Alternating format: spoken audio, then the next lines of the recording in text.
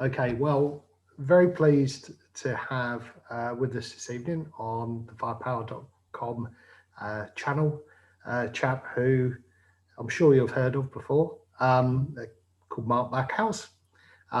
If you're familiar with his work through WSS or you follow him on Twitter, Facebook, you know that Mark's been very busy of late, and we're going to find out a little bit this evening around what he's been up to. But obviously, to start off with, I'm afraid, Mark, I've got to ask the obligatory Wargames podcast question. Tell us a little bit about how you came into the hobby.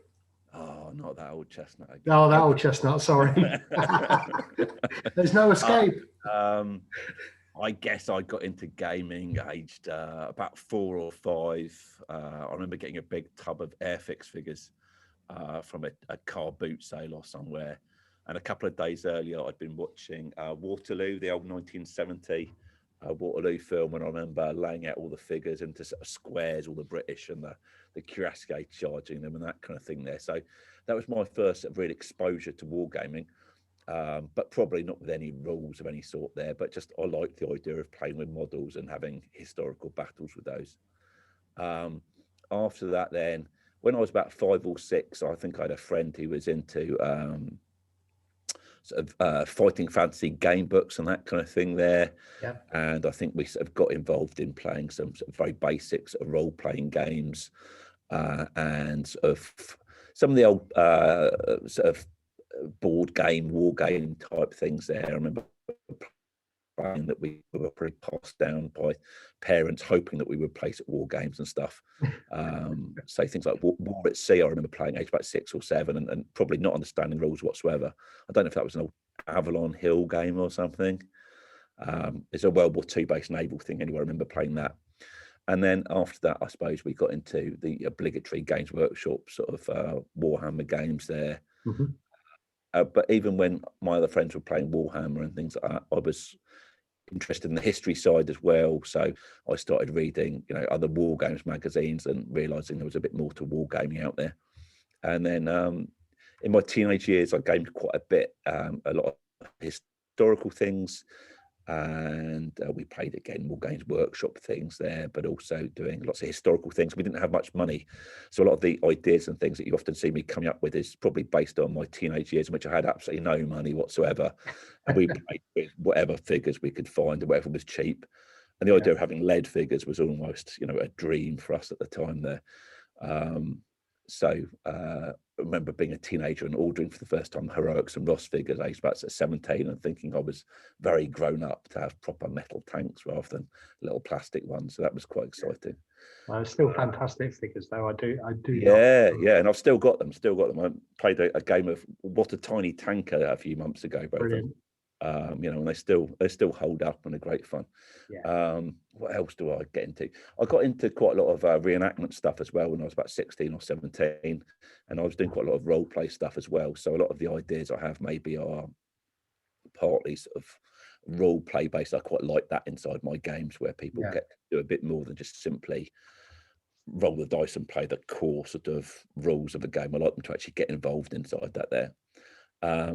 So I did a bit of World War II reenactment stuff in the 90s as a teenager, and just at the end of my sixth form years, I was invited to be in Saving Private Ryan as an extra inside that. And then I went on holiday with my girlfriend that year, and I was already booked to go to Dorset. So of course, the choice between being a Steven Spielberg film or going to Dorset, I went to Dorset with my girlfriend, and then I didn't realise what a big film it was. And then at university, I did history, and I studied that, and I got into Dark Age reenactment. So I dressed up as a Viking for a few years and did a bit of fighting with that. It was good fun. And I lost track a little bit of wargaming for a few years at university. And then sort of got back into it. As soon as I got back from university, I did my teacher training. I'm a history teacher. Like my wife. Oh, right. Oh, dear. Or love at the moment, right? Absolutely. And then I got back and I joined the local club, and I've been gaming there, I suppose, for the last 20 or so years. Sort of every week, every Thursday. It's obviously taken a bit of a hit the last year or so, but it's been a really important regular part of my life. And so that's what I've been doing the last 20 years or so for a club locally. And then I suppose I've got writing for WSS quite regularly as well. I met Guy. Where did I meet Guy? I think I got chatting to Guy when he brought out Siege and Conquest, which would be about 2008. For Warhammer Ancient Battles, I was playing quite a lot of that at the time there, and I was running a little tiny sort of get-together battle day sort of thing there, and I invited Guy along to it and managed to get chatting, and he then sort of started taking over WSS when it was owned by the Spanish company, Revistas. And just before that all sort of went all up in the air, I did a few articles for him, and they got published, and then Revistas sort of went all funny on us and didn't speak to us at all, and I didn't get any money at all for it, and I think I just kept in contact more just to chase Guy really for the next year until I got some money out of him really. And it never transpired from that bit there, but then luckily obviously the Dutch company took them over, and with Jasper, and it's all been really good since then really, and they've I think Guy just kept me on as somebody who was sort of keen and enthusiastic, and when they rebooted it I ended up I'm filling about half the magazine with my articles just because Guy was shortening me to actually write for him. And he went, "Oh, who can talk about the Glorious Revolution? Oh, Mark knows about that." So I ended up sort of writing all kinds of strange things and that. And they decided, oh, we're going to do it in assassinations theme because that's what Ancient Warfare was themed around that month there. And at the time, I think really the Wargames magazine was very much second fiddle to the Ancient Warfare. So they did it on ancient assassination. So they got me writing an article on Caligula being assassinated as well, which seems a bit bizarre. And then after that, I think I just kept writing for them really, and sort of, I found it a bit of fun and a bit of escapism. And there's been a few months in which I haven't written anything for it, but most of the time there's some new idea brewing, and I just think, oh, that will make a funny article, or that fills a gap there, and I just keep writing for them really. So yeah, I've been writing for them for the last, a decade or so now since they rebooted. Written and recording the podcast as well. And I mean, well, the podcast has been the last few years, hasn't it? I can't think how long that's been going on for now. About 4 years now, maybe. Something like that. There, I wasn't in the first couple of them there. No, the quality's definitely improved. They did about 4 or 5 without me, and they realised it wasn't any good without me. No, the quality's definitely improved as it's gone on. I don't really say very much in the podcast, really, apart from generally correcting them when they get it wrong. And then normally when they say, "What have you been up to?" and everybody else goes quiet, I then talk about something exciting that I've been up to. Just occasionally I say a bit more inside it, but I'm really like the sort of the bears or something to them, aren't I? Really, I just sort of shake them rackers a little bit in the background. But no, I mean, I'm a regular listener of the podcast. Oh, good. It's great. I mean, because within a very short period of time, you cover such a broad range of topics, and it's just really, it's almost kind of, how can you put it, Wargaming's news round, if you will. Yeah, no, that's it, isn't it? It's really nice little roundup. It's great. I think for sort of we try and keep them quite short and sweet, and try to keep it about 45 minutes. And I do like some podcasts that go on for quite some time. There's a few others that go on for several hours that I'll quite happily paint and enjoy for it. A bit will take 2 or 3 sittings. I think our one's quite snappy and quite sharp in that sense there. And Angus is also, he's got a history. His background's all in sort of editing software and sound files and that kind of thing for the BBC. So but now he's doing podcasts and things. He's quite good at editing down all our guff and sort of general chit chat into something that's fairly reasonable, open, at least pacey, and it cuts out Guy's ramblings a few times, which is what we need, and hopefully it turns into something that people enjoy, But certainly get good download numbers on it, and connecting with an audience, so that's nice. It's a regular listener of mine. Oh, good. Exactly. It's great, really nice. So do you ever? Oh, obviously not at the moment, but I know Guy still holds a candle for Warhammer Ancient Battles. Do you ever get to play it? Yeah, no, I've got a soft spot for it. Not quite as sort of rose tinted as Guy has, but I enjoyed it at the time a lot, and I would quite happily play it now. If somebody came along and said, "Right, let's play some Warhammer Ancient Battles," I'd enjoy it. It's a pretty looking game, isn't it? It gets all the figures on the table looking cute, and it's one of those things where I wouldn't need to look up the rules at all for it. I could just play it off the top of my head, I think, probably. And it would I must admit, I haven't gone down the ancient route, but well, but I do like Warmaster. And I've just finished an orc army, and I will have to, and that's an orphan at the moment. So I'm going to have to paint something else to play against. But I suppose one of the things that really attracted me to it was the fact that it's a community supported game. And I think that aspect of it is absolutely fantastic. Yeah, good. I haven't played that much Warmaster. I've never actually played the fantasy version. I played the Ancients version a few times. Yeah, it was good fun. But I like the aesthetic of it. You know, it looks nice, and the figures very beautiful. Well, they're quite collectible now, aren't they? They're Warmaster ones. No, they are. I've seen very, very expensive. Yeah, I mean, I've seen a lot of really nice proxy figures for it that recently, and some really good 3D download printing ones, which look really good as well. It's tempting, isn't it? But there's only so many hours in the day and so many armies you can collect, really, isn't there? Absolutely. Well, something I did want to ask you about as well is obviously, you've mentioned history has obviously been a feature throughout your life, and I wanted to just sort of ask you about the relationship between history and wargaming, and how they inform each other. Because I'm not a history teacher, but I've got a history degree. And I find it's very much two sides of the same coin. If I enjoy a period historically, it naturally follows that I might want to roll war game. Sure. So how did that influence you, Mark, and your approach to war game? If anybody actually has a game with me, what they'll notice is I'm fairly fast and loose with my rules. But what they all enjoy is they all enjoy the context behind it, because I'll sit there and give them some boring.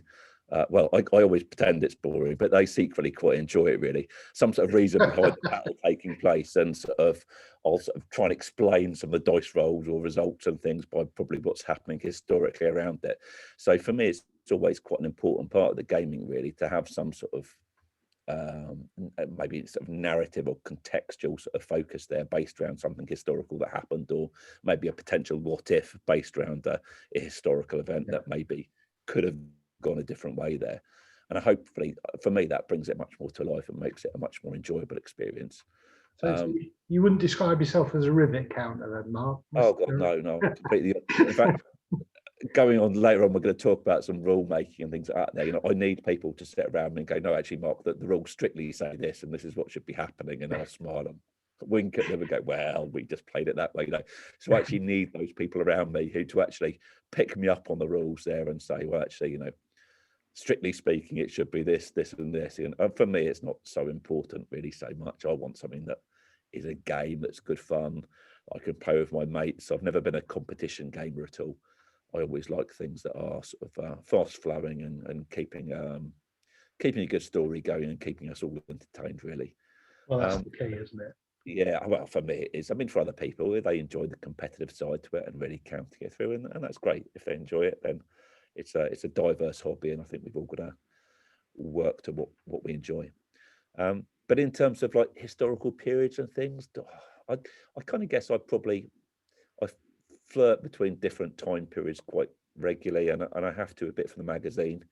But I tend to go through phases of getting obsessed with one particular period. And really getting into it, and sort of, for about a year and a half, I'll be painting all the sides for it, and reading as much as I can about it, and probably as quickly as I get into something after a year and a half, and I've played it 25 times, I'll probably go, right, I'm a bit bored of this now, and I'll leave it for a few years. Sometimes it goes away and I won't come back to it. But in quite a lot of cases, I mean, things like the ancient stuff and the Roman stuff in particular, it's something I find I come back to time and time again. Every few years I go around in a circle and think, oh, that was so good, I've got to go back to that again, and there's more I can still read on it there. So there's certain periods I'll return back to regularly, but there's quite a few others I've enjoyed, I've flirted with quite a bit and had the experience, and I probably won't go back to them ever again in the time I've got left. So there's too many other good things still to do. Well, yeah.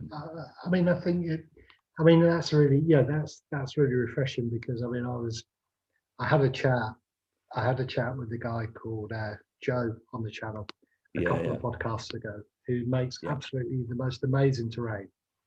And he does everything in 28mm, and the stuff that he produces is absolutely fantastic. But it's I've seen his World War II stuff. Yeah, yeah, no, the training for that is stunning, isn't it? he's absolutely hyper focused though. You know, Yeah. he is a true start finisher in Yeah. every sense of the word, Yeah. and I that's incredibly admirable. But It's not you. I couldn't be like that at all. No, no, no. I Well, am the definition of a butterfly. yeah, no, I've got a fair bit on the go. There's always a few projects going, but normally like 2 or 3 things going at one time, maybe.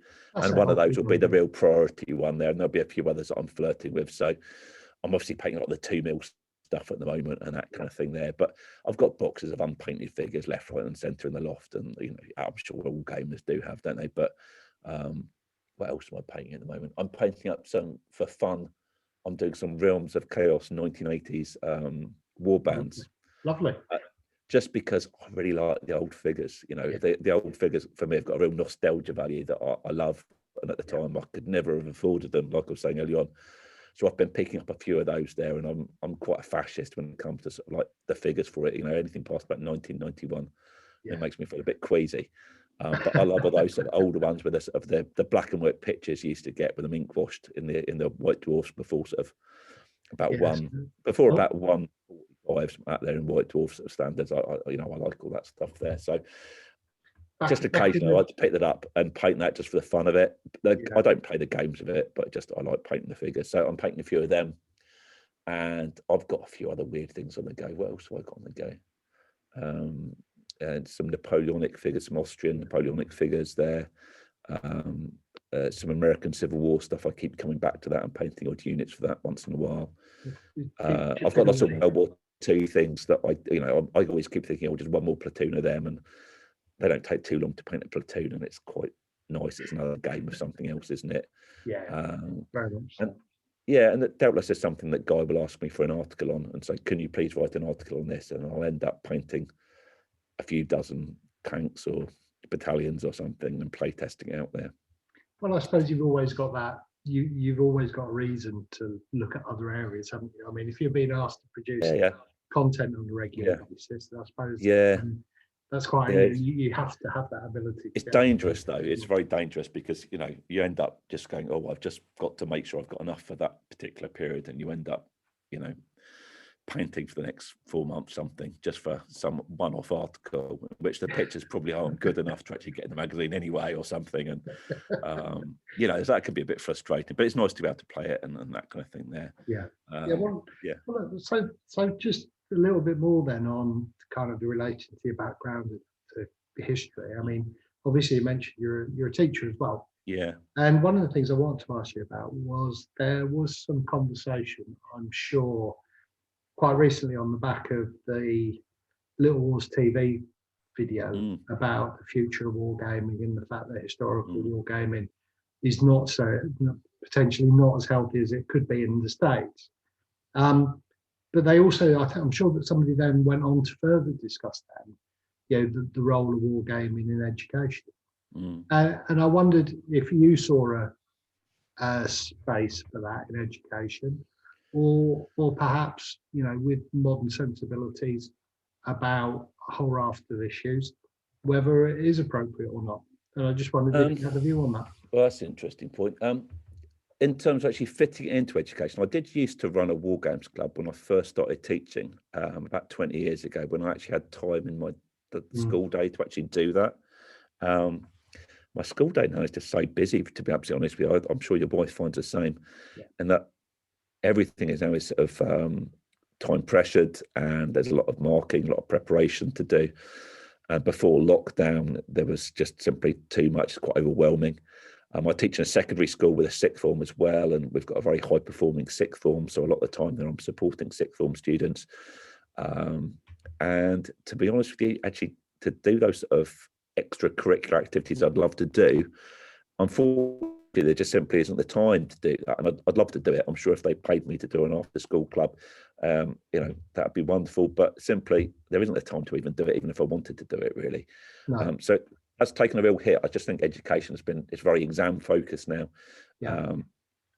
And that's not a bad thing necessarily, but it's a shame maybe to miss out on some of those extracurricular things that would be very enriching. And I think there is a place for it. Certainly, I learned a lot from wargaming in terms of my historical knowledge and also probably my interpersonal skills with other people. It forces you to cooperate with people, doesn't it, and work together and actually talk about a problem rather than just sitting there throwing dice at each other. Although I know some people do that, but that's quite good. I think it's a very creative hobby, isn't it? I think it gets you thinking and inventing new things and trying to think of solutions to problems as well. And it's good for you basic numeracy as well. I think probably the number of sort of old war games I've played in which my maths has probably really stood me in good stead has been quite useful. I'm not a great mathematician necessarily, but I don't know if you ever played Patriots and Loyalists. It was an old game from about before my time, Mark, late 90s, about 96, 97, something like that, it came out. But it involved a percentage system, which you had to work out sort of -3% for every inch of distance your muskets were away, and what impact that had on your morale.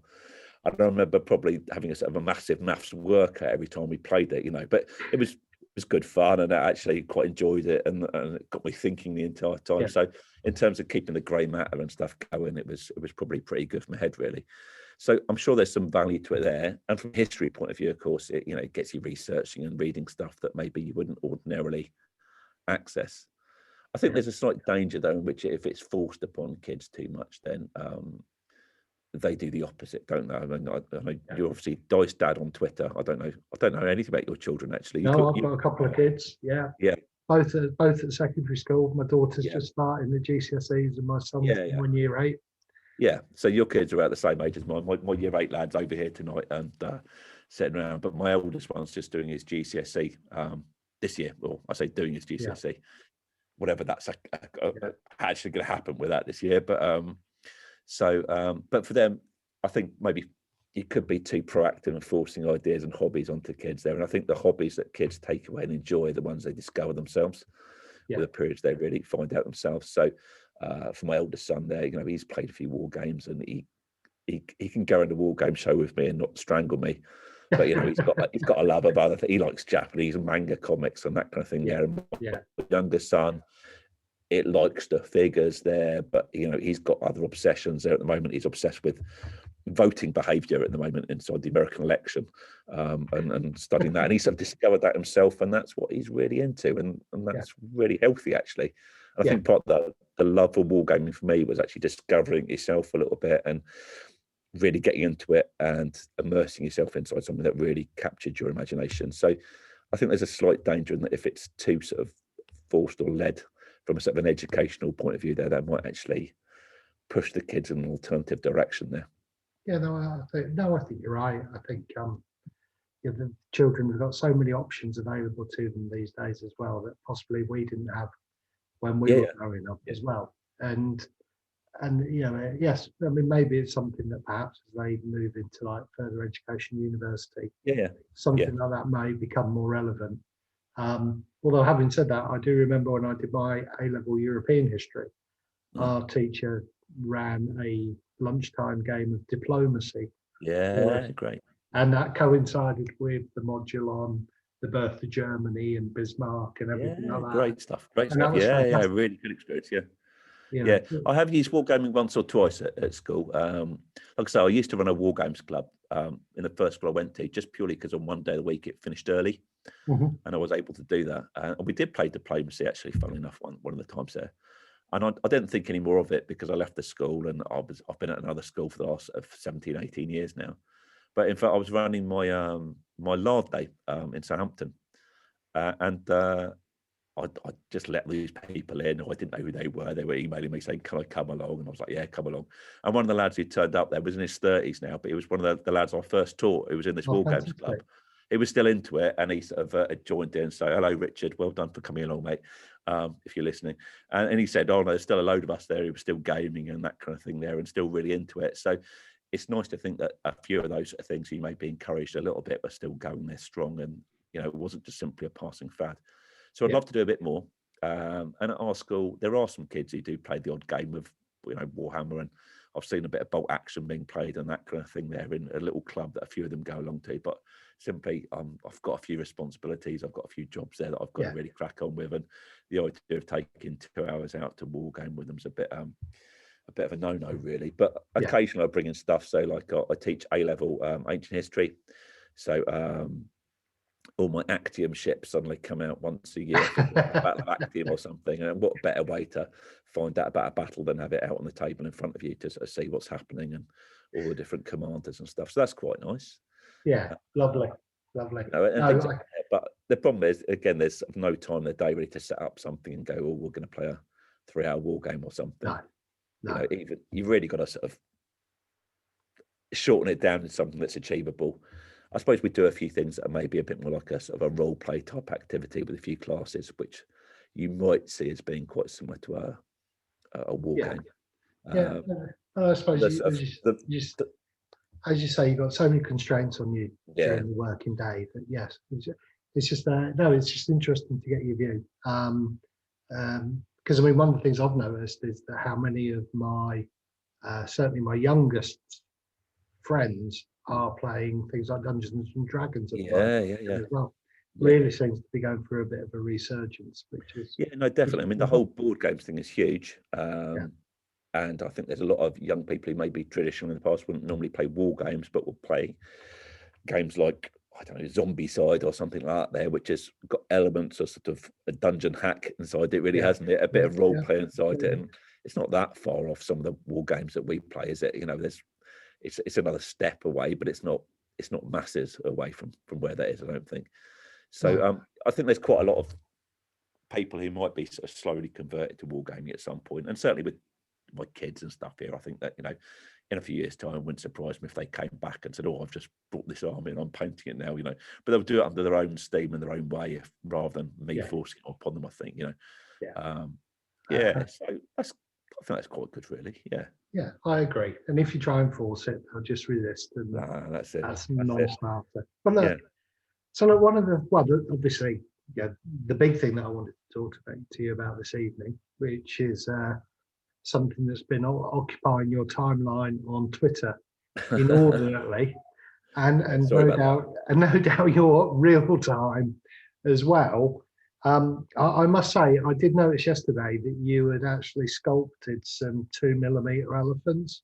Yeah. I just think you're mad, Mark. Just think you're absolutely mad. I am a bit mad. But... So you've had a very busy few months. What can you tell us about Strength and Honor?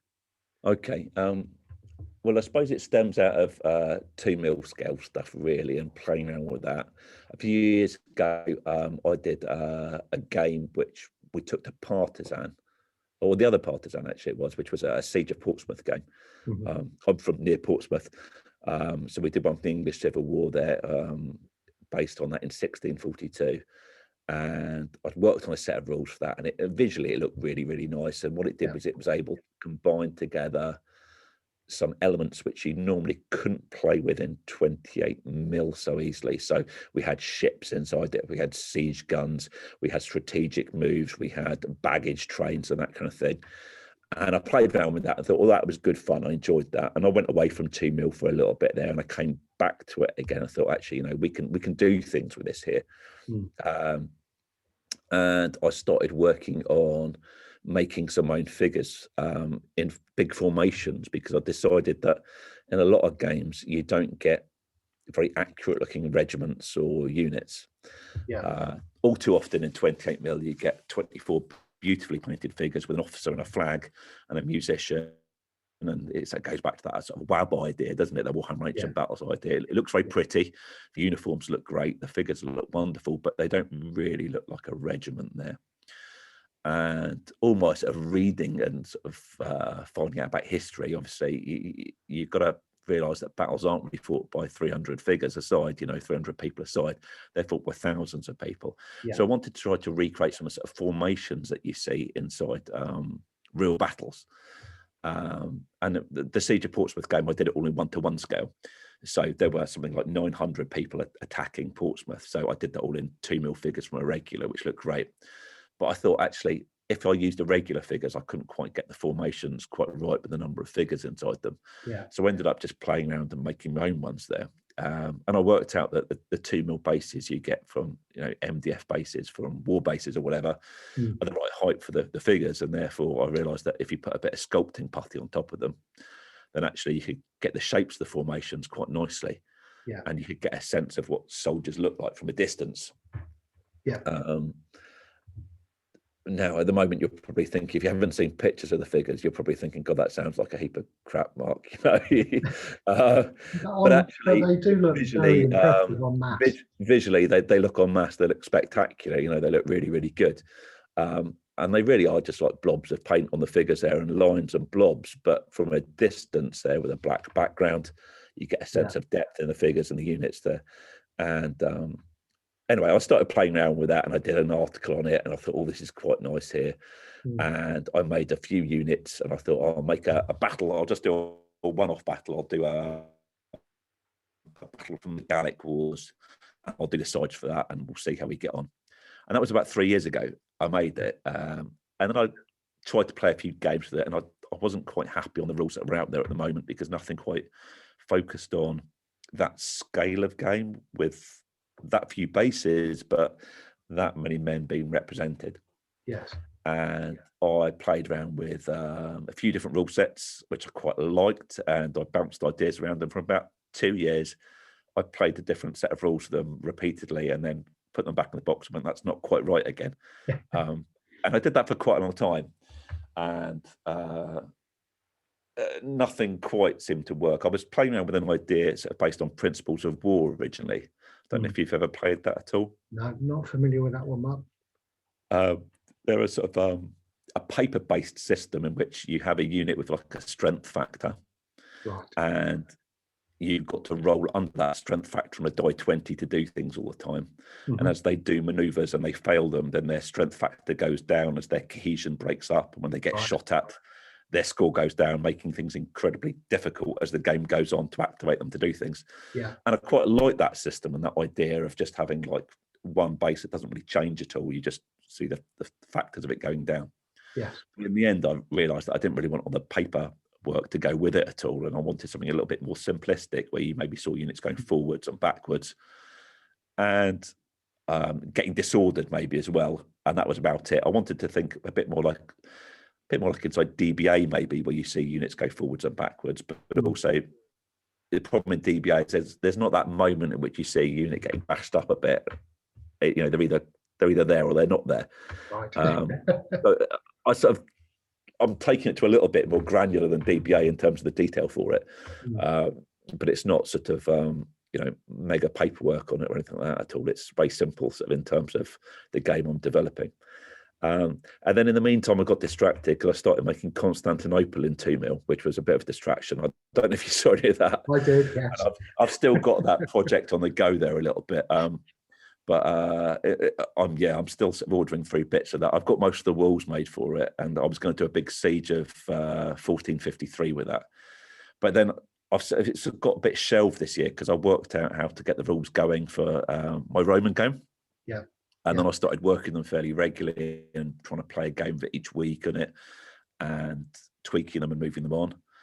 And I've sort of come up with a set now that I'm thinking is working really quite nicely now. You know, it's getting pretty close to being there now. I've written it out. I've got lots of scenarios written for it. I'm testing it every week now. We've been play testing it since the summer. It took a bit of a hit because of lockdown, which has been a bit of a problem. And it originally started off being called homunculus est, which means you're a small man, which comes from an insult we used to call each other in our Latin class at school in year 9. That was one of the few sort of phrases you were allowed to use. There were pretty much ruder ones in Latin, but that was one that sort of we were allowed to use from out of the Caecilius sort of books and that kind of thing. Yeah. And I thought that's quite appropriate. I am a small man is quite. Sorry, you are a small man. I thought was quite a funny name for a set of rules with 2mm figures. But since then, I've been working a bit with Richard Clark from Too Fat Lardies a little bit there, and he's going to be publishing them through Rice Press.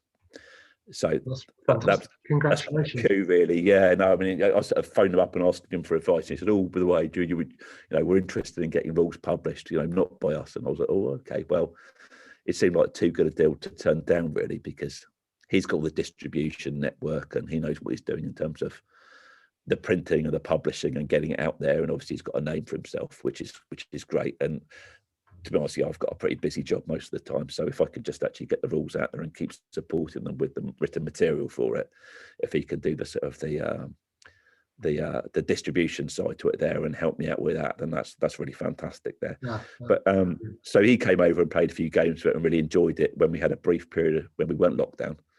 And yeah, I've just been really pleased with the way in which people have taken to it, really. So it's the premise behind the game is you're playing big battles from the ancient world. Very much the Roman world at the moment, although at some point that might well be expanded to other periods there as well. Mm-hmm. The scenarios and things I focused on are all very much from the Marian period, the fall of the Republic and the early Principate there. So it's really going from about 105 BC through to about 200 AD. So roughly comparable really there with infamy, which is quite nice really, because you could imagine that as being the great for skirmish games and scouting expeditions, but this is for the really proper big battles here. When you get thousands of people per side. And the idea being you play on a fairly small size table. So I've been playtesting on a 4 foot by 4 foot table. I can play it on my dining room table here, which is in front of me, which is what, 4 foot by 2.5 foot, something like that. And it plays very nicely on that. And I wanted to play something that you could play a big battle, a really epic battle that in 28mm would take you all day to set up and play through. Just put your miniatures on. And I want you to be able to play it sort of on a small enough table that you could fit it in an evening with your mate. So, they could come round for a cup of coffee in the evening on a sort of one day of the week. You could sit down, have a beer or a coffee or something. You could play it in a few hours. You get to bed by the end of it and not spend hours packing away. And feel like you've played something epic and feel like you've actually been a real general playing at that big battle there. So the rules normally, you've got maybe 6 to maybe 14 sort of units per side. And a unit would typically be between about 2,000 and about 8,000 men, depending on their quality. A legion being the sort of standard unit for the Romans, really. The sort of war bands are just big mobs of men, aren't they? I don't know if you've seen I have those there. So each of those sort of big mobs is meant to be a sort of a tribe or something like that there. And I used a gridded system for it, partly inspired by Simon Miller's To the Strongest, that I really enjoyed a lot of elements for. The problem I found with To the Strongest is, well, it's not a problem. It's a feature of it that maybe I don't have the time to put all the figures out for To the Strongest really in 28mm on a table. Normally it's a slightly more tactical focus into The Strongest. I think my one's got a grand tactical feel to it there. So maybe it's a bit closer, maybe it's something like Basic Impetus in terms of the size of the forces and that kind of thing there. I've designed it with 2mm figures that I'm playing with, but in fact actually it's a small scale Ancients game, so I've played it with 6mm as well. In fact, I'll take some pictures of it with 6mm at some point there, and in 2mm I'm playing it literally 1-to-1 scale. So the idea there being that there's one figure or one line or stroke or whatever it might be there representing one real person in the actual battle. In 6mm you'd have to play it probably I guess sort of shortened down there or on a bigger size table somewhat there. But effectively you can choose the size of your units and choose the size of the grid. So if you wanted to, you could play it with less figures on a smaller grid there and play it on something the size of, I guess, like a chessboard size, I suppose, really, if you really wanted to, and it would play. So the decision to go down the hex-based route then, Mark? Sorry, it's not hex-based, it's grid-based. Sorry, grid-based, beg your pardon. Excuse me. Was that primarily driven by, as you say, the need to simplify things, make things acceptable? I've never really been massively into grid-based games. I played Square Bashing by Peter Pig, which I really enjoyed and found good fun there. I'd also played To the Strongest a bit there, and a few of the other Peter Pig games as well also use that grid mechanism, which Yeah. I thought works quite well. The advantage with that is it does speed up the play. It allows your movement to be unambiguous. There's no sitting there fighting over how many millimeters short you are for a charge or something. It also cuts out a lot of the ambiguities to do with measuring angles of charges and that kind of thing there. Yeah. With that grid system, though, there's an abstraction to that, which you've got to sort of acknowledge is taking place there. But I think because I'm using whole legions down as a base, there is always going to be a degree of abstraction in the way it looks anyway. So, for example, if a unit is falling back, well, it could well be that 3 of the front cohorts are, still in melee contact and fighting away there, but the rest of the regiment, is the rest of the legion is falling back there, and casualties are fairly light. And you don't obviously see that on the figure basis there. But the grid system, I think, speeds things up a lot. It makes for a faster game. It means you can play it with your friend without arguing too much over it. You can just get on with it there. There's a degree of compromise inside that. And I'm sure some bright spark when they play it, and in a few, well, I could say a few years, it might be a few years. I don't think, hopefully a few months' time when it comes out at some point, probably in the second part of this year, I think. Yeah. I'm hoping. I mean, I would expect somebody there will convert it into a non-grid based system there and still play it, and it will still play absolutely fine for it there. I don't think that's going to be a major problem really. If you want to throw that in the bin and just play it with movement, I'm sure you could do. But I thought it was keeping it simple and keeping it playing nicely. Works really well. But the original versions of the games, I played it without grids and that kind of thing, and it's developed into something as a grid, and I enjoyed the grid when I played it, and other people have enjoyed it. And that seems to work really well. No, I mean, well, first of all, congratulations. I mean, you must be incredibly pleased. That's a real achievement. Yeah. And it will be fantastic when it's published. So congratulations again. But when you considering conflicts of this size and the peculiarity, the uniqueness, put it that way, of the scale that you're using, when you were researching the rules and you were looking at the period, how did you kind of really drill down and start to identify those kind of key concepts that might reflect a battle of this scale? And then start that process of transferring them into mechanisms that you could actually play with? A really influential book I read quite a long time ago now was Adrian Goldsworthy's book on it covers a similar period there. I think it's called The Roman Army at War. And it was his PhD thesis, which really looked at each of the different strands of the Roman army. And so that time period there from about 100 BC to about 200 AD, I think it's got the same dates in my rules, actually. It's probably no surprise that. And it looks at it in the same way as Keegan looked at In the Face of Battle, looking at the, sort of the psychology of the men, the unit battle, the general's battle, and that kind of thing for it there. And in particular, I was really interested in the general's battle and their experience of it there. So that was a really influential book for me in terms of getting me thinking about how I wanted a battle to look and how command and control would look on a battlefield.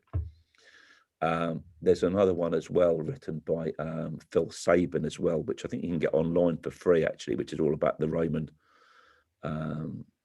experience of battle. I'm sorry, the name for it escapes me there, but his Lost Battles rule set was really interesting. But I think he's written out a similar sort of article about what Roman battles were like as well, and command and control inside those. So both those two there were really sort of influential in getting me to think about what a battle might look like.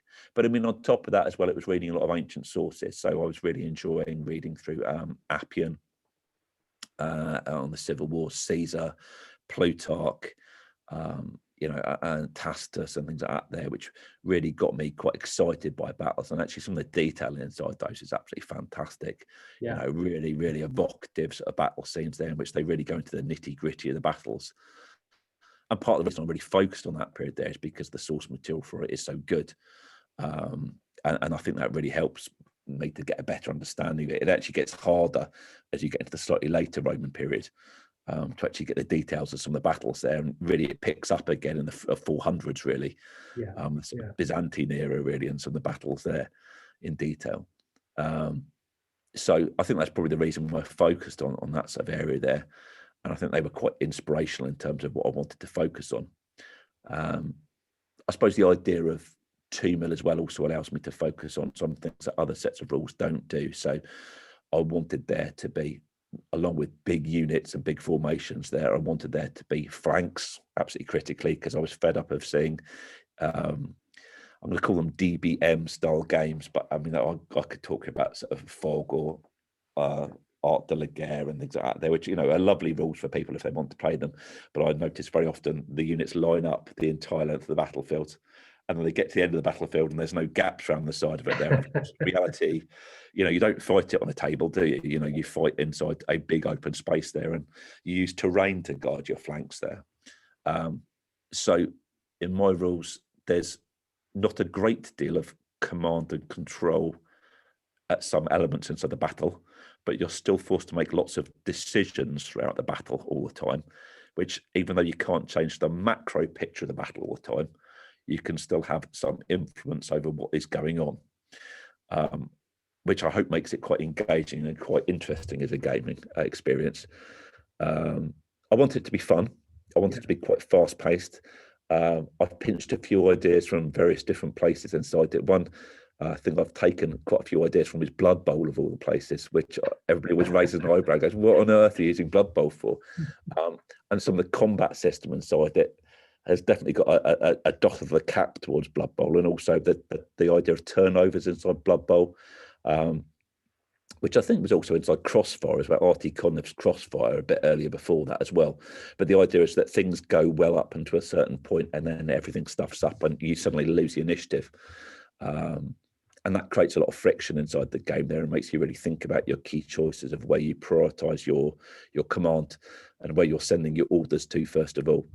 And stuff doesn't tend to maneuver very quickly in my game. So you can't suddenly change a cavalry formation and get them charging from one wing to the other wing suddenly. And, they will tend to be quite sluggish moving around. And I suppose what I wanted to really get across was, if you want to move so many thousand soldiers, this isn't a simple exercise. Actually keeping control and actually getting people to do anything other than literally marching forwards is actually quite a logistical undertaking. Yeah. Sorry, go on. Oh, sorry, I was just going to say, it strikes me that, playing a game of that scale, and of that era as well, obviously technology limited, but the challenge of reflecting command and control in a game like that strikes me as being absolutely one of the key kind of challenges to get to. I mean, it's really interesting because you sort of always assume that, Gallic armies and things didn't have any command and control, yet clearly they did, because if you look at all of the evidence from sort of sculptural references to sort of victory arches and that kind of thing, one thing you always see inside it is of the standards and musical instruments that have been captured off the other side. Clearly they were trying their best to coordinate their armies as best they could do, but it's very, very limited. And you get the impression that it's quite simplistic in terms of the tactics that they can employ. And in too many rules, I think there's too much ability for people to carry out sort of small tactical nuances inside them. In DBM, it was always the light horse element that you could move forward and just sort of like avert the other side from advancing their full line forward. In my rules, you sort of forget about what 150 men are doing. You're starting to think, what are a few thousand men doing at each stage inside the game there? And I think realistically, a general's not going to be able to command that many small micro units and micro manage everything that's going on there. They might certainly be able to send out an order to a legion, to their legate or something, and he might try his best there to get them moving. But they certainly won't be doing exactly the sort of what every single cohort or every single century is going to be doing. So you start looking at a bigger picture, and you start maybe trying to recreate some of those maps you quite often see inside battle books about the ancient world, which you see largely 3 or 4 blocks of soldiers there, maybe at absolute best, very often just 1 or 2 blocks of soldiers, and you see them sort of moving around there together. And there's a strong incentive in the rules for maintaining a battle line. Yes. Moving together and trying to coordinate a line together. and the rules deliberately really focus on the challenges that it is to actually keep a battle line even marching together in order. So unlike in DBA, where you just roll one pip on the dice and you can move the whole battle line forward automatically, in my rules, you don't get to do that quite so simply. So your battle line will get broken up just simply by trying to advance forward, for example. Yeah. With Warband, it's an absolute nightmare. It's trying to keep a box of frogs, and keep a lid on them as they try and go off and do their own thing. And it's all about trying to maintain that as best as possible to try to coordinate a sort of an attack at the same time there. And that's a challenge in that, which makes it really, really good fun. But you can't suddenly start doing some really sort of tactically advanced sort of nuanced thing. It's not particularly subtle, but there's still an art and a skill in terms of trying to coordinate that line. And even for the Romans, there's problems there. It's not an automatic robotic thing. I think in too many sets of rules, the Romans are this sort of drilled, oiled fighting machine. And I suppose it all comes from that funny quote there about sort of Tiberius, doesn't it? About having his battles were, or was it bloodless? No, I can't remember which way around it is it? Yeah. His drills were bloodless battles and his battles were bloody drills. That's right, isn't it? So it's that sort of whole idea that this is a well-oiled machine there, and they're better and they can coordinate themselves a bit better than some of their barbarian foes they fight against, but there's still room for failures inside it and things to go horribly wrong. And if you read the accounts of the Civil War period there, especially, you can see I think it's a Philippi, Brutus is there, and he's having to send out orders to different groups of soldiers and different legions, and they all start moving at a different time there. And you see other accounts of legions going off half-cocked already because they want to get into the fighting before everyone else does and show off their bravery to the rest of the army. So you get these sort of strange situations that are occurring, which you do have command control, but it's not absolute. So those of you really want that absolute sort of command and control, that you're looking at the wrong rules, really. It's going to wind you up and it's going to frustrate you and things are going to go wrong.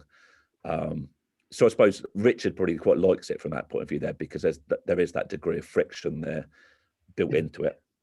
And there's also things like variable moves as well. So you don't always go forward the same distance there.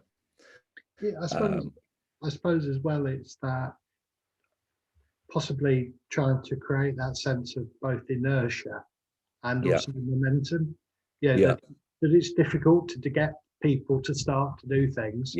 But equally, it can be quite difficult to get them to stop doing the same thing. Absolutely. And there's some real problems actually inside the game quite often. It's when you get chasing after people, quite often your troops will just keep following them and keep beating them off. If they're winning, they'll keep pushing forward and not doing the sensible tactical thing you want them to be doing inside the battle there. They'll get drawn into chasing after people. It's an interesting game. And what I've really enjoyed with it is the way in which it's fairly simple to pick up in terms of the rules for it. Most people who've played it sort of after 3 or 4 turns are getting the basics. There's a degree of mastering it that I think people are sort of now we're playtesting it, and we've playtested it through with some people, a few dozen times. I think they're starting to pick up some tricks of the trade, basically. Some shenanigans are creeping in. There's a few, but basically, if you could come into it as a newbie player and you could still play it, and I think probably still get a victory just by, if you could keep your army together and try and coordinate it, and you got a bit lucky, you could still win it quite happy with the Romans.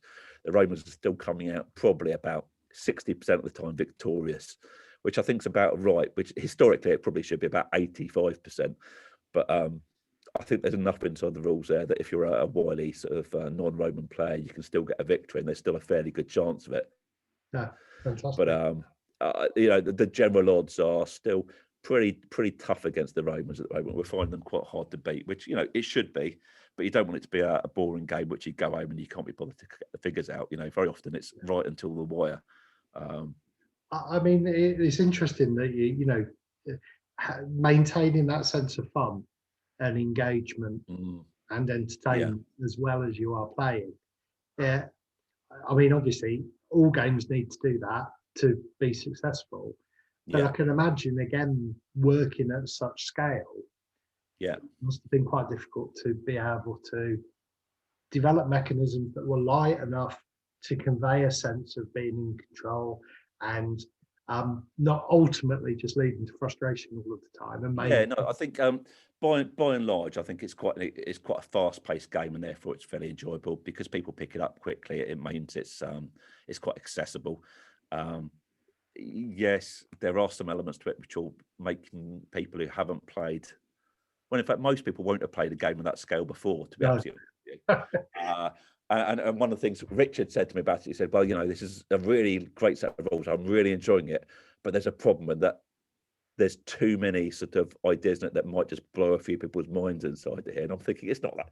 I don't think it's that innovative, to be honest with you. There's some bits which are quite interesting. But he said, well, along with it being 2 mil as well, is this going to just scare off a few people? They want some familiarity with the sets of rules they want to play. So I'm sort of working on now, just trying to make sure that I'm going back through it now and making sure that every single rule there can't be simplified down to something which is more straightforward and more sort of easy to remember and not too innovative. Is it being innovative just for the sake of it there? But I think there's enough there that most people who've play tested it may have grasped it in 3 or 4 turns there and are getting they know what roles they need in the first couple of turns. Yeah, they still look a few things up there, but by the end of the first game, you're definitely knowing what you're doing. By the second or third game, you're starting to really sort of master a few tricks inside it there and get things going, which I think is great.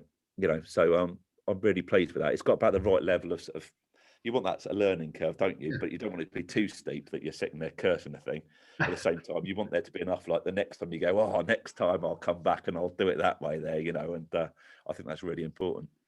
I mean, I'm painting my way through a raft of 15mm French Napoleonics at the moment, and I've dabbled with 2 mil in the past, and yeah, it prompted me to go and get my boxes of 2 mil stuff out again. Yeah, and I did kind of sit and think to myself, well, why am I bothering with this 15mm stuff? How am I accurately going to reflect? Well, 15 mil stuff is beautiful to paint, though, isn't it? And it can look great.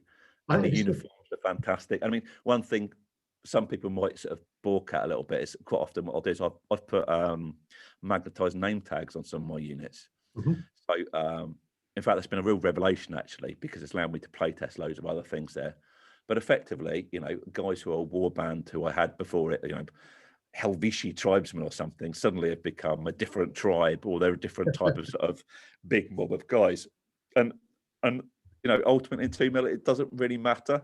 No. And actually just having the different name tag on them allows me to sort of play the game with them. And I can imagine that the next time I've used them as sort of revolting slaves or something under Spartacus. And frankly, visually, it still looks great. You still get the sense of a big mob of guys screaming at the top of their lungs, and you sort of almost visually picture what's going on there in your head with the 2 mil figures, even if you don't actually see their uniforms and things. So I think a lot of people have really enjoyed the fact that they're still seeing the formations now a lot more than they're actually seeing the uniforms. So it's quite a different way of looking at a battlefield there. Yeah. I think. I mean, well, I think one of the other things that I'm sort of becoming increasingly interested in as well is, combining levels of command, or a game that moves through levels of command. And I'm thinking very much here about the Blucher rule set and the campaign system within Blucher. Yeah. And quite similarly, going all the way back to Warmaster, we were also talking today about the relationship between Mighty Empires, which was a very, very old GW system, and Warmaster as well. And that ability to move from like the strategic level to the operational level within the same game, I think is a really kind of unexplored area. And within 2mm, I think it's ideally suited to facilitate that flexing. Yeah, absolutely. I've certainly got a campaign system built into it at the moment, in which you have regiments building their experience up and gaining battle honors and that kind of thing. They're in tribes doing the same and things. And equally, if you take a bashing with a unit, I mean, how often did legions actually get physically completely destroyed in sort of battle? And I can think of half a dozen experiences in which that did take place historically, but very often legions fell back in disarray or something in sort of battle and were quite badly beaten. But very rarely actually a whole legion actually routed, for example. you know, and if they do sort of route in my rules, so that's a pretty disastrous thing. So you might maybe start off with eight or so, you know, units in your force there, but you lose one or two of those, and that's really, really disastrous for your army, because you're talking there about, you know, thousands of men running away there potentially. So there's a sort of chance for them to recover after the battle in the campaign system there, and then maybe reducing quality, and maybe lose their standards, for example, or maybe if you're really unlucky, you even get decimated by your generals if they've acted particularly badly against the wrong opponents there. I've also got I've been chatting to Jim Webster. I don't know if do you know Jim Webster at all? No, I don't know. He was a big name in the late 80s and early 90s. He wrote things like Hell by Daylight rules, I remember reading about in Wargames Illustrated in about 1989 there. And he's up in the Lake District somewhere as a sheep farmer, I think. Anyway, but he was really liking my rules and said, well, what we could do here is we could get a really nice campaign system going on that. So he's been thinking about sort of a macro campaign there, in which you're going to sort of control provinces and take over a Roman Empire effectively inside the 1st century BC, and you all play as different Roman politicians, basically the Sullas and the Mariuses and the Caesars and the Pompeys, or Crassus or whatever, and you try to sort of build your empire of provinces under your support there before taking on everyone else and defeating them in a giant civil war at the end of it to become a sort of Augustus type figure, I suppose. So we're working on that a little bit. I don't think that's going to come in the original rules, but that's something there that we've been sort of talking about and working on a little bit. And I've also got lots of ships as well, which I wrote a set of rules, which was a conversion of Hail Caesar ages ago called Hail Agrippa. But actually, to be honest, the ships are based the same as my infantry, and that they're based on sort of groups of 4 ships on a base in 1 to 2,400 ships. And I'm thinking actually I might turn it into a strengthen on a sort of naval battle system there, on a similar sort of vein to the ground forces one there. So you can play the Actiums and the now Locuses of the Roman world, epic size sea battles, rather than just these silly little ones where you get a ship each side or something and you're trying to ram each other. When, you know, Roman sea battles weren't really, you know, a half a dozen ships per side most of the time. You know, if you look at the ones in sort of the First Punic War, they're hundreds of ships aside. You know, they're really epic encounters. So I wanted to try and get that across. And I don't think that many rules really do that justice really properly. So I thought that might be quite a nice complementary system to go with it. And maybe at some point there might be some siege rules to go with it as well, because I do like sieges, which I don't normally think going very well in bigger scales, but in 2 mil suddenly, when you can make a siege tower a bit of, you know, blue foam in 10 minutes, and you can suddenly, you know, you can 3D print walls and things now so easily in cities. You know, it's really very doable to make a big city and play it out and do it as a one-off and still be able to store it as well, which of course is critical in a siege game, you know, because I had a 28 mil Roman siege game at one point, and it cut up half my loft, you know. There were just boxes and boxes of Roman buildings, and now I can fit it all in one really useful box and have, I've got 6 armies that fit inside basically one really useful box and 2 mil at the moment. So I could fit another city inside that, which is maybe a foot wide, maybe, you know, and still you get a sense of a massive circumvallation of a city or a town or something. And you could do your Elysia or your Jerusalem or whatever, and it still feels like an epic big battle in 2 mil. So, the campaign system in particular sounds fantastic, Mark. You know, just the ability to have that overarching campaign. Yeah, that's the theme going through it. I mean, actually, in the main rule book for it, I've written lots of scenarios. A lot of those are sort of interlinked one after the other, so it's like a sort of ladder campaign, and then you can just follow through the experiences there. So I've done one which is based around Caesar in Gaul at the moment, so you get to play the Bibrak campaign in 58 BC, and then you get to fight against Ariovistus's Germans, and then you get to fight against the Belgique tribes at the Sambra. And so the idea is you fight your way through the early years of the campaign there, and you can fight sort of 6 or 7 battles in a row, and then you can go on and do the Civil War battles as well. But I've tried to pick out a sort of selection of different battles of different sizes and the scenarios. Sorry, my son's watching the football at the moment. He's enjoying it a little bit too much. Can you hear it? No, not at all. Don't worry about that, Mark, because I've only got a couple more questions for you. You'll be pleased. That's all right. Well, you mentioned Rick Clark a number of times. Yeah. And so what I wanted to really ask you about is, yeah, what have you learned through the process of putting this together? Because obviously you've been involved in the hobby Um, for a very long time. yeah, I've been involved in the hobby for a long time, and I've done a lot of war games rules, but for the magazine. So nothing's been really sort of developed, and I've not been able to really sit there and really work on something and keep going back to it and really working it again there. So I'm learning a lot more about play testing, which I think has been really important. We've been play testing for absolutely ages, and there's still things to tweak on that. There's still, and I suppose the difference is something that I'd happily play with my friends isn't quite the same as a product that can be just given out there straight away to people, because they're going to start picking holes inside that there. So that's been one thing that's been really interesting, and also just seeing different people's viewpoints on things and trying to explain and interpret the rules and explain why you've chosen them in that way. There's been really interesting. In terms of the process of it, I suppose Rich has been quite enlightening in terms of the time it takes to produce something. And I suppose in my head, I had this vision of knocking it out and getting it ready in sort of 3 or 4 months. And the reality is, it's a much longer process than that there. Also, playtesting has obviously been a problem over lockdown. So it's been interesting trying to sort of come up with ways of working around that. So I've been doing lots of online gaming now. I've been not on Zoom, but I've been on Google Meets and sort of regularly meeting up with 3 or 4 people there and playing games there. And I'm trying to play that at least once a week. So that's been quite interesting to embrace the new technology with that quite a bit. I've quite enjoyed using social media as well to try and sort of get across the, I suppose, get free marketing really at the end of the day, because literally, I don't have a company behind me. I don't have any backing. I've literally got my pocket money to back it up really. And I'm quite a frugal gamer really. I don't tend to spend a lot of money on figures, particularly probably considering how long I've gamed for. I know some people spend hundreds and hundreds of pounds each year on wargaming, and my budget's relatively modest in comparison probably with a lot of other people's. So I've tried to do everything sort of myself there on the cheap there really. So it's been really interesting using Twitter and Facebook there to try and build a following on that there and build up a sort of a loyalty base there of people who are interested inside the rules, which has been I suppose quite emancipating really, to realise that you can do it with not that much investment of money inside it.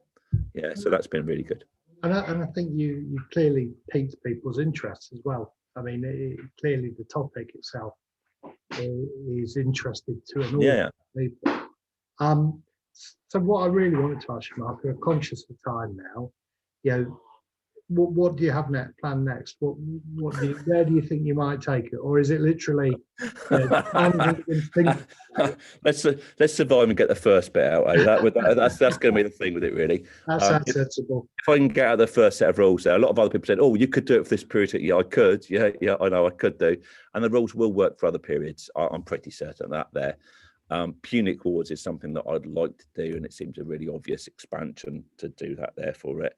The campaign rules for a bigger macro campaign system seem an obvious way to expand it there. It could be that, in 6 months' time, I'm absolutely sick to death of 2 mil figures and I never want to see them again. But for the moment, I'm really enjoying it. I'm really enjoying writing scenarios for it. I'd expect probably I'd get out a few, assuming Rich is still happy to support it and it hasn't completely bombed on the idea that it's 2 mil figures and nobody wants to play it. I think probably I'd be doing some more sort of supplements to go with it, which would be maybe more scenarios and campaign-based things there.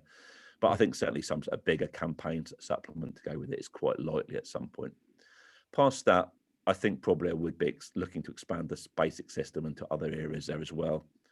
So wider ancient things, and probably also Dark Age and sort of medieval there, and see if I can convert it upwards and seeing if the people want to play it like that. But it does depend a little bit on the response of the community to it there. I suspect a lot of people will take it and play with it and convert it and throw bits of it away and like bits of it and that kind of thing there inside it. So I'm hoping that people will take to it and enjoy it there. I think they will do. Certainly the playtesters have enjoyed it there. Sydney Roundwood's been sort of talking about doing his 30 years war using it, and I'm playing that out with sort of big battles there, which I could see it working as a sort of principle for it, but it obviously, I've tried to get in the feel of the period for the Roman time period, so it would need the basic core mechanism inside it would work, but I think it would need a lot of period features to make it feel right. And like I say, the history is driving it for me. I do want that scenario based sort of battles. I don't want it to be sort of Visigoths versus ancient Britons or something, or ancient Egyptians. For me, that it doesn't do anything for me. That I really want to be in a real historical situation and understand what the commanders' problems were and the challenges they faced and the situation they're in, and that excites me much more than some sort of anachronistic matchup. So there's a lot to explore there, I think, in terms of potential campaigns and things. So Right, and I'm sure I saw somebody as well who was casting up some 2 mil. Yeah, we've got a chap who's in Italy called Marco, who's just sort of joined onto the Facebook site I've got, which is the official Strength and Honor small scale wargames rules or something like that it's called. Search it out anyway. And he's on there. He said, "Oh, can I make some models of yours and cast them and sort of possibly sell them?" And I said, "Oh yeah, I don't see any reason why not there." Because nobody, of course, is making official sort of figures for. I'm not saying these are official figures anyway for it, but he's doing them to sort of match up with my rules. And I think one of the problems really for the rules is that people don't have armies necessarily, at the end of their fingertips for it. And what I wanted to do was I wanted to build up enough people who did have an awareness of the rules and also armies that they could play it fairly quickly. And one thing about the rules is deliberately I've tried to sort of explain the process of making the figures, and you can do it on the cheap here. You don't need to spend 200 quid at Foundry to get your your pile of lead there to do this. This can be done. An army could be built for a tenner probably. 10-15 quid there, and actually to paint a base, they look technical and it looks difficult, but actually it's not that far beyond, I think, most average experienced war gamers and even new war gamers. You could probably turn out a fairly decent looking army with not a great deal of skill. It's all about technique really, and being willing to give it a go and try and do something a bit different, which I think is quite exciting actually. I think that's one of the attractions of the rules maybe, is that you can go and do it and try something new and have a very different style of game, I'm hoping, to what you've maybe used to, but still one that you're familiar with enough that you enjoy it and you have a good laugh with your mates, and it's still a cracker. So that's the hope. Well, look, Mark, thank you very much for tonight. I do Absolute pleasure. really appreciate it. I think Strength and Honor looks absolutely fantastic. I think I've been following the project for many months on Twitter, and I do wish you every success with it. Oh, thanks ever so much, Andrew. And if the opportunity comes up for a remote game and you're interested in well, it's there if you want it, mate. It's not a problem. It's quite easy to do. And the wonderful thing with it, mate, is because you're only maybe putting down 6 or 12 units aside, you can set it up in 10 minutes and you can pack it away at 11 o'clock at night in 10 minutes and still get to bed and win brownie points. Unlike in 28 mil where you could be setting it all day and all night for a big battle, couldn't you? So it's quite doable by remote, and also with a grid system as well. It obviously stops you fighting over, oh, hold on, I couldn't see it with the camera very well, because you can say how many squares away am I, and you can say, oh, you're 3 squares away. Oh dear, and so that really helps with it as well online. So it's been good. Excellent. Well, look, Mark, thank you very much indeed. It's a pleasure, mate. Appreciate it.